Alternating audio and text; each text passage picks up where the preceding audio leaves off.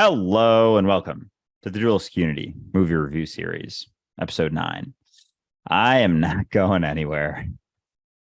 I'm here. Always have been, always will be, and getting used to it, enjoying the ride as best I can. The clearer I see it, the more trippy it gets, the more fun it gets, the more curious I get.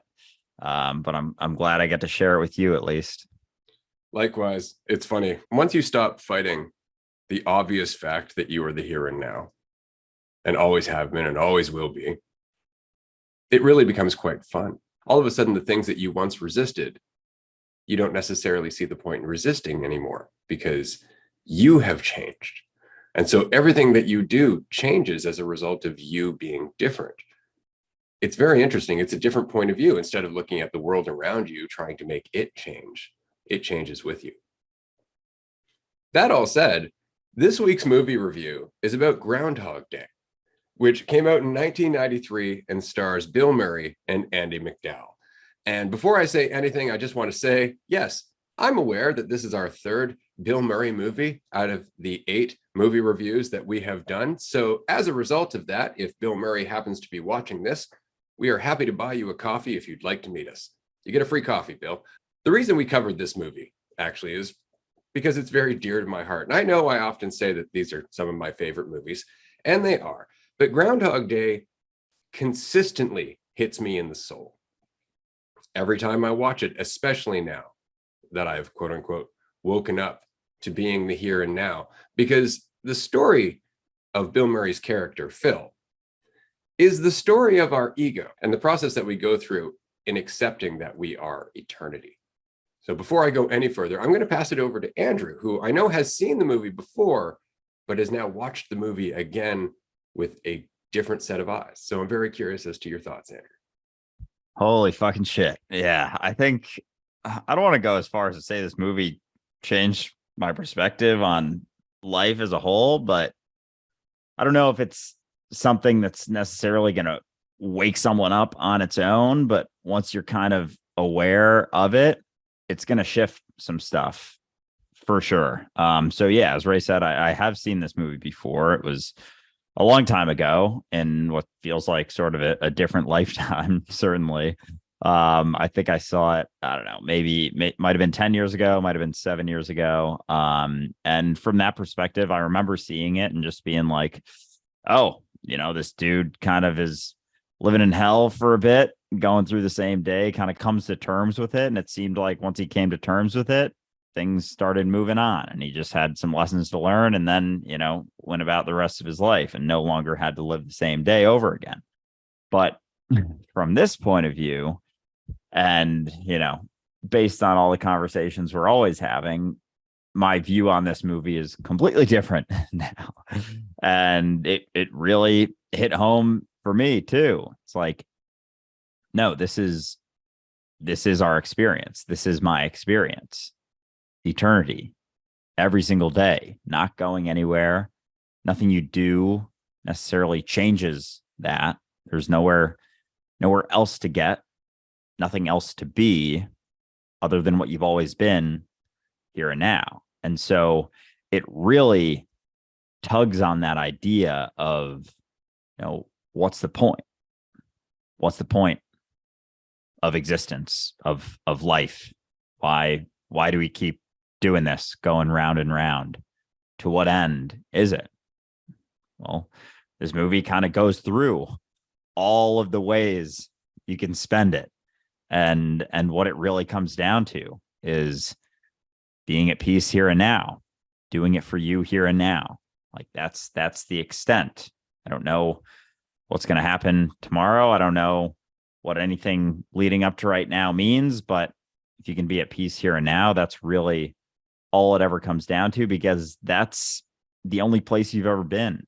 It's the only experience you've ever had is here and now. And so it goes through, we see and we'll get into some of the stuff here for sure, but basically goes through all the iterations of potential ways that you could spend a day that, won't matter, in the sense that we think of things not mattering. Oh, if tomorrow's not happening, then I can do whatever I want today. I can eat all the pastries in the world. I can, kill myself. I can do anything, and I'll just wake up the next day. And, that really is our experience, just condensed into, the perception of a single day where you wake up each day at the same time in the same spot, and everything that you had experienced didn't really happen, but kind of symbolic of our lifetimes in a way. But depending on the perspective that you take, the movie's going to have significantly different impact. But yeah, it's a fucking fantastic movie, and really, really got me thinking about a lot of different things. But I'll pass it back to Ray. I love how you said it really depends on your perspective, because this movie, in the perspective that we're often talking about here on Dualistic Unity, will strike a whole new chord. Because ordinarily in our regular mortal lives, we use the idea of death, the end of this, as kind of a motivation to change ourselves, to appreciate more about the day-to-day things that happen to us, our moments, as it were. But this movie goes in the entirely different direction, because if you know you're eternal, that's not really much of a motivation for you. So this movie takes a person who looks at themselves as your ordinary human being, struggling to get by, competing with everybody, comparing themselves to everybody, trying to feel self-important, trying to feel in control, still not appreciating anything about his life, regardless of the fact that it will end one day. And it puts him in a situation where it won't ever end, that you are in fact stuck with yourself. And so now you have to do something with it, because there's no getting out of it. And I love the fact that this movie does that, because that's the lesson. When you let go of the small story of who you think you are, and you start to recognize that you are awareness, that you are what will always be, you have to come to terms with that. And so I love the progression for Phil as he starts with the first day that we meet him. And he's so egotistical, he actually refers to himself as the talent at one point. He actually says, and I love this line, "Do you think I want to spend an extra second in Punxsutawney?" So everything about what he's about to experience is his hell. He hates it. He doesn't see the point of being there. It doesn't advance his career. He doesn't like the people. He doesn't like the environment. He thinks the stupid Groundhog thing is ridiculous. I'm not gonna say he's wrong there. But the point is that this is not the life he wants to live. All he's looking forward to is to get promoted to the network. He's looking to get onto a bigger television network so he can become more of a star. So it's all about him and his tiny little egotistical ambition, despite the fact that he's miserable. He's absolutely cantankerous. Even in the ride to Punxsutawney, Rita, his producer, is an absolute gem. She sees everything through the eyes of like wonder and gratitude and appreciation and all that. And she's just trying to have a nice ride, and he's just crapping on everything, because that's his point of view. And so that's why he doesn't enjoy anything he does. And even when he's in front of the camera, he smiles, but it's paper thin. And so you go through that first day in Punxsutawney and you see who Phil is. And then as they try to leave town, and I love this because he's a weatherman who's so full of himself that he couldn't possibly be wrong. And he's telling everybody, there's not going to be a blizzard. It's going to pass us by. It's going to pass us by. Why? Well, because he wanted to leave Punxsutawney. So he was biased in his view. And so when the blizzard comes along, despite whatever control he thinks he has, it starts to ruin his day.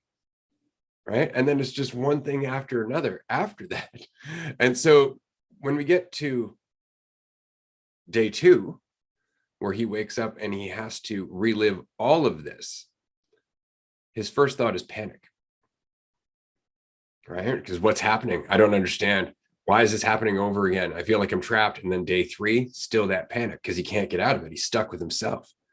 So I enjoy watching that part of it. But isn't it interesting? It doesn't take long. I think it's maybe 4 or 5 days before he starts to recognize that he can use this to his advantage, that he can do anything he wants. He can get drunk. He can eat anything he wants. He can manipulate Nancy and others.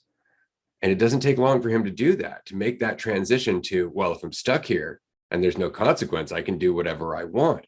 Now, here's the reason I love this movie, because each time I watch this movie, there are hidden references to how long Phil was in there, because they never actually tell you ever.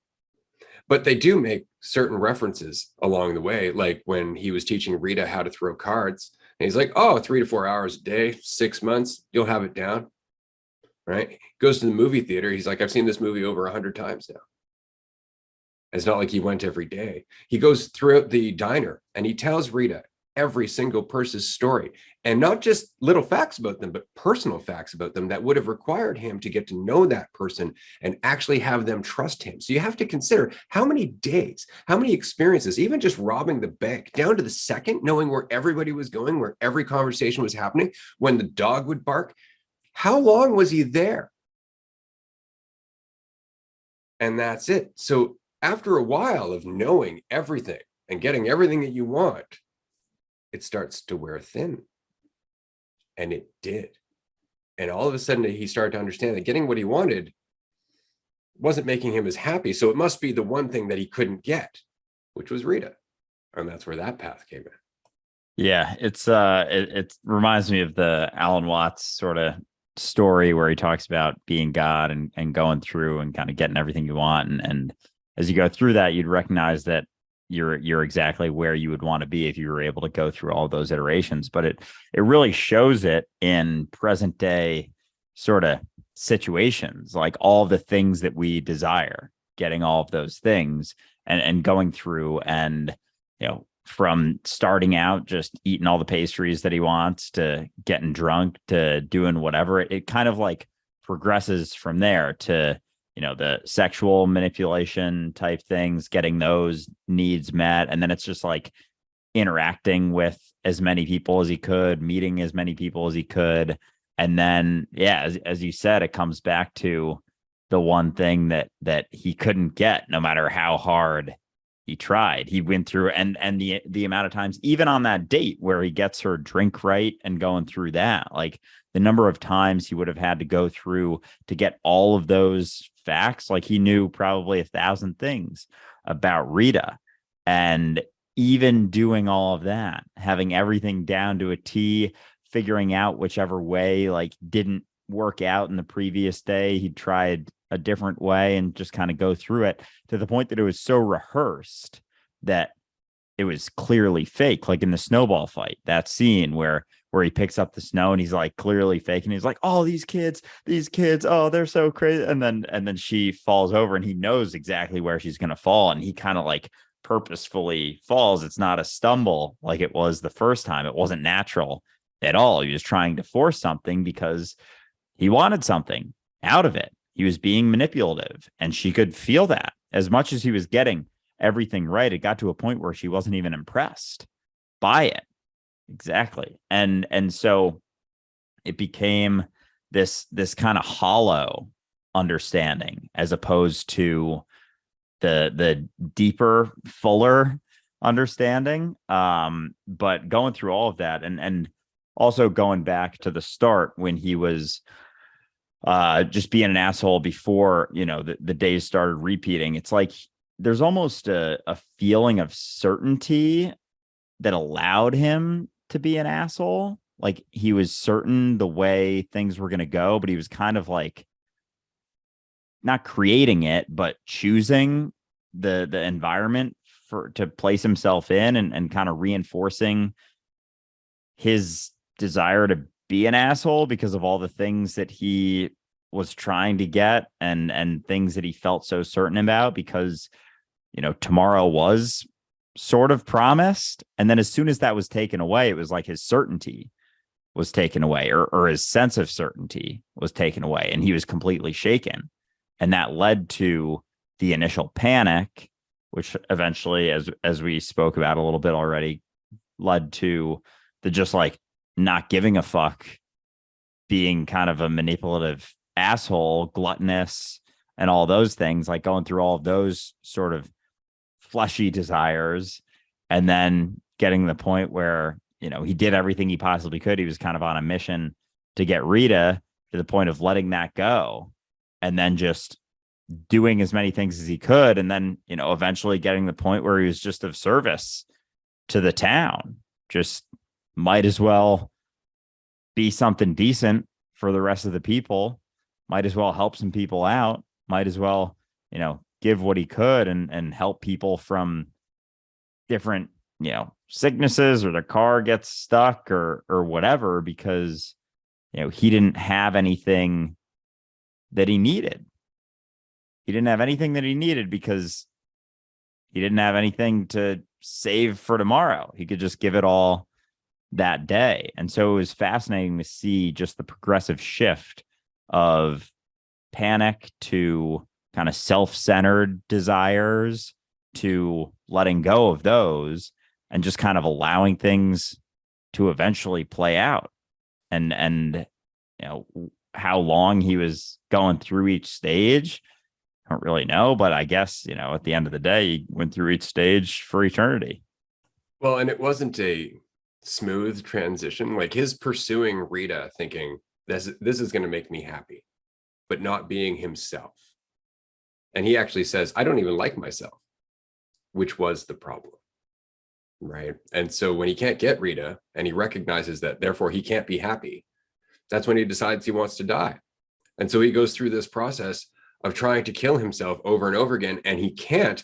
And he gets so deluded that he actually convinces himself it's the groundhog's fault. The groundhog is the one that's making this day repeat, and he must be stopped. And it's a funny moment for sure. But it's after all of that, realizing you're not going anywhere, regardless of if you die or not, you're still coming back. You're still going to be here tomorrow, because you are tomorrow, as it were.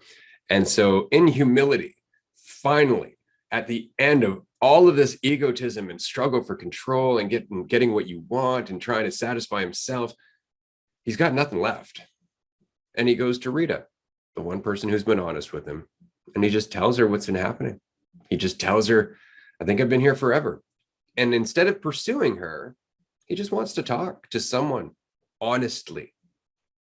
And he does. And it's in that moment where he recognizes, maybe I can do something with this. Rita actually says, like, what would you want to do if it was your only day?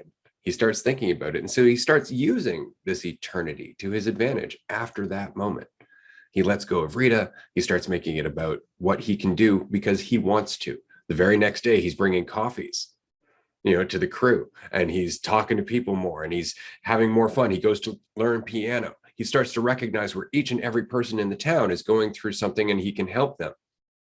But the one transition, and this part always makes me cry, each and every time. I think it was the third or fourth day where Phil is starting to realize that he's eternal. This day is going to keep repeating. And he sees the homeless man, the old man, asking for change. And he casually says, I'll get you tomorrow, knowing that there is no tomorrow. And that's how little Phil cared. And then later, he actually sees that old man after he's found humility, after he's decided to make the most of his life, after he started to value existence. And he sees this person's life, and he's like, there's a valuable life, and he wants to help him. And the old man just keeps dying, regardless of what he does, regardless of how much control. And at this point, that has to be really frustrating for Phil, because there's nothing he can't learn. He has eternity. There's nothing he can't learn. That's why the first thing he says is, I'd like to see his chart. He's going to learn about medicine. He's going to learn how to take care of this old man, because he can learn anything. He has eternity. And she's like, sometimes people just die. And he said, not today, because it was his day. And why should he have limitations if he's God, if he's everything? Because at this point, he's starting to think he's God, because he's been here for eternity. Right. And he actually says, maybe the real God has just been around for so long that he knows everything, which is kind of a clue. But he has to accept that death happens. And in that acceptance, in accepting that he can't stop everything, he really does value what he can do. And I think that's the last transition for Phil. I think that it's at that point that he becomes the Phil that we see on his last day, is the Phil that just wants it to be everyone's perfect day. Right? I love the fact that on that morning, he goes to the crew, and the one person that he wants, Rita, is listening to him do this beautiful speech about Groundhog Day because he's no longer resisting it. He's seeing the beauty and the symbolism and how it's bringing everyone together. The speech on that last day is really Phil's insight throughout all of this. And then Rita comes up and she's like, hey, Phil, do you want to go get a coffee? And he's like, no, I'd love to, but I have some errands to run. There are other people to think about. His whole perspective shifted. He let go of the one thing he wanted. And throughout that entire day was there for everyone else, even at the party afterwards. Where's Phil? Entertaining everyone. And isn't that how it goes, huh? Letting go of that one thing that you want, eventually it comes around, but it's not because you're like, I don't want it, but I want it still. It's like you can't lie to yourself, and you just can't.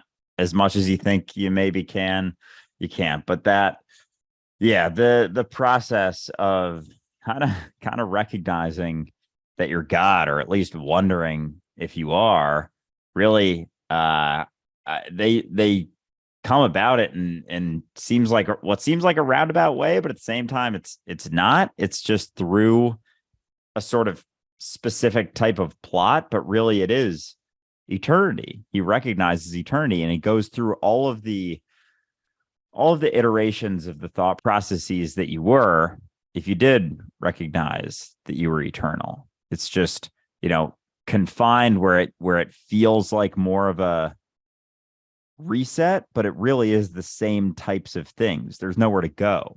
You're not getting anywhere. All the things that he goes through, from trying to get everything he wants to trying to kill himself, it doesn't change anything whatsoever. And so going through all of those processes, eventually he gets to a place where he kind of prioritizes his environment.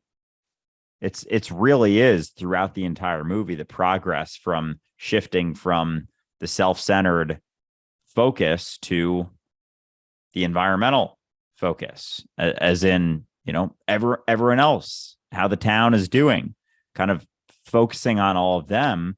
And it's just so funny how, as you go through that, as you get to a place where you spend your whole day helping everyone else, that leads to the thing that you always wanted, that you were trying to get the whole time. And it just happens so perfectly and so seamlessly without any concern for how it's going. And that's really is tapping into the flow. That's what we talk about when we talk about, the reality of manifestation, of flow state, of tapping into what is, just doing what you can, appreciating the moment for what it is, prioritizing your experience. And by you, I mean reality's experience. When that becomes your priority, you're compensated 100 times more than you ever possibly would, focusing on yourself in all of the fulfilling moments that you experience and the way that everyone is now seeing you. But it can't be doing all of that for that in return. It's just a product of it, because he really didn't need anything anymore. He needed nothing by the end of that movie. And that's when it all shifted. That's when it all changed. But especially just real quick, going back to all of the learning of things, like especially the piano, how he started out was like pretty shitty, like anyone does learning a new instrument. And there was zero concern. There was zero frustration. You can see him kind of just like casually bouncing around, like making off notes, missing keys and whatnot. And the teacher is kind of like giving funny faces, and he just has no concern, because he knows he's just going to come back and just keep doing it and keep doing it and keep doing it for, who knows, could have been years, probably was years. And then he got good. And so that's what it comes down to. And so often, because we have the limited idea of ourselves, because we kind of create deadlines and timelines for ourselves, like I have to be at this point by this point, I have to be in this situation by this time. And it completely undermines our process and our experience along the way.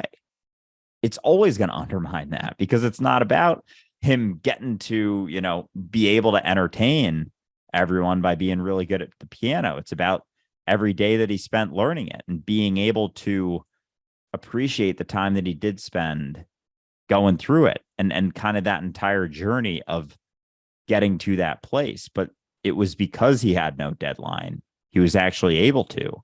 And it probably only took a couple years. Like, that's not that crazy unless you have this idea of yourself and measuring your worth and value based on how well or how poorly you can do something.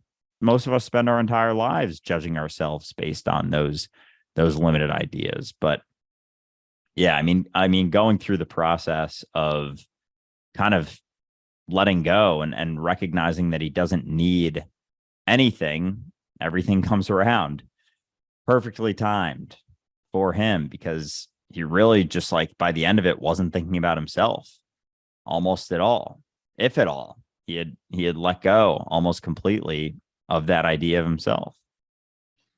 Because when you think about the reality of what Phil is going through, and again, you remove the assumption of how much time he spent there, and you play it out in your mind about how much time you would really spend learning this lesson, it would be really interesting, because at first you would try changing everything you do day to day, who you talk to, how you respond to them, where you go, everything else. And you would do every variation of what you can do to see what would change. But eventually things would start repeating, because you would try every variation, and that would get very boring and very monotonous, and it would start to lose meaning. And so it would eventually dawn on you that the only thing left to change is you. And that would change everything else again. So now you can go through all of those variations, a new version of yourself, different responses, different reactions, different timing, everything, different emotions. Now you got to change yourself again. So Phil actually got to the point where the town was changing with him, because that was the only change that he had left outside of all the physical changes that he had long since exhausted.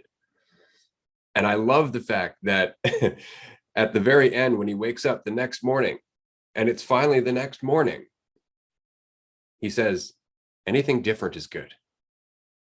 And how different is that from our current mentality, where we fear anything different? But he looked at it as a chance to have a new experience, as a chance to go down a different direction without that fear, because even death would be a different experience to Phil right now, right? Everything would be a blissful change, and he looks at it that way. And that's why I love that he later on says, no matter what happens tomorrow or for the rest of my life, I'm happy now.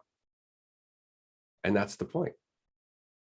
Yeah, I actually had both of those written down when he recognizes that something's different about today, and Rita asks him, is it good or bad? Anything different is good. Anything different is good. And the, you know, in no matter what happens tomorrow, I'm happy now. Like, that's really the messages that I took from this was those two at the very end, when he kind of realized that he was out of it, but he also wasn't. Almost, it was still the entire lesson of going through it every day was, I'm happy now. Whatever happens next, I'm happy now. It's okay. And, you know, is it good or bad? Anything different is good. As things change, which they always do, the only constant is change. So everything's always different. And therefore, in that perspective, everything's always, you know, quote unquote good. But we have the idea, as you mentioned, that right now things that are different are bad. We see change and difference as oftentimes a bad thing, as a negative thing, as a scary thing, because it's uncertain. But you go deep enough into certainty, into a lack of change or lack of the perception of change, and things get dark pretty quick. Things get scary, and you kind of have to figure it out on your own how to work with it. And that's not to say that you don't still do that in an environment that is constantly changing, but it's like a balance. Like, you don't have to do all of it. Like, now he can go into every situation and not know, you know, what the people are going to say, what everyone's going to think and feel in every situation that's going to happen playing out. And so he can still maintain that appreciation for the here and now. And it's almost like the appreciation is there because everything is different. because everything is uncertain. He comes full circle to being like, holy shit, I don't know everything that's going to happen all the time. And that's incredible, because that's what a lot of our fucking anxiety and fear comes down to, is the fear of uncertainty, the fear of the unknown. And yet, if it was all certain, if it was all known, it would become hell very quickly. And so it comes full circle for him that now he's like, I love you, uncertainty. I love you so much. And that is the beauty of this movie. The acceptance that this moment is what we have. And that although our perspective may change it for us, the reality is that it's a beautiful experience. If we can just recognize that the alternative is eternity. Being human is really quite a gift. I love the perspective that I will one day die. I love the fact that each and every day is uncertain, because as Phil very much demonstrates in this movie, if you knew everything that was going to happen all the time, yeah, that might be fun for a little while, but for how long? Before you'd start craving uncertainty, you'd start craving change and challenge. And that's the beauty of Phil's lesson, the fact that he will go through the rest of his life totally happy that he doesn't know what's happening next. And if we can learn anything from this movie, that's definitely the lesson that I was shooting for. So I'm very grateful that we had a chance to watch this movie. Go and check it out if you haven't as yet. I guarantee you're going to enjoy it. And we would love to hear your thoughts, of course. That all said, do join us on Discord if you can. Share your thoughts about this movie. Make another movie recommendation for us, because I have a list in my head, but I don't know every movie out there. And I would love to hear what your favorite movies are and why. So join us on Discord or join us on Patreon. Of course, we say that every episode. Thank you so much for joining us. Andrew, unless you have anything you'd like to add to the end here. Just that I love this movie. It was really a journey through eternity. And I was kind of going back and forth between, you know, a denial of the reality of the eternity that I am, and an appreciation for the eternity and the lack of weight that comes with that. Because as much as it may seem scary that, you know, you've always been and always will be, same time, it just comes back to here now. You know, you take those lines and your idea of your lifetime from the day you were born to the day that you die, and those walls between them, or at the ends of them, drop. And like, yeah, it goes, there is no end to those except here now. It's both the beginning and the end, the alpha and the omega, as they say. And so, you know, the depth with which you can appreciate this moment is the depth with which you can experience reality and appreciate reality and your entire existence. Just comes back to your experience here and now. So appreciate you tuning in. If you haven't watched it, definitely watch it. And in the future, watch the movie before you listen to this, probably, but given all the spoilers and whatnot. But yeah, I love the movie, so I appreciate the recommendation and really enjoyed chatting about it. We'll see you next week, everyone. Bye, everyone.